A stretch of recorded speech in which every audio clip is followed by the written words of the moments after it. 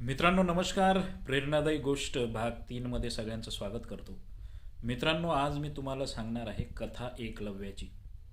आपण सर्व महाभारतकालीन गोष्टी जाणतो मित्रांनो. कौरव पांडव या महाभारतामध्ये एक जे मला आवडणारं पात्र आहे ते म्हणजे एकलव्य. गुरु द्रोणाचार्यांनी जेव्हा शिक्षा देण्यापासून त्यांना वंचित ठेवलं त्यावेळेस एकलव्य नाराज झाले नाहीत. त्यांनी सरळ त्या ठिकाणी अरण्य गाठलं. त्या ठिकाणी गुरु द्रोणाचार्यांप्रती असलेली श्रद्धा म्हणून त्यांची मातीची मूर्ती बनवली आणि स्वतःच स्वतःचे गुरु त्या ठिकाणी झाले.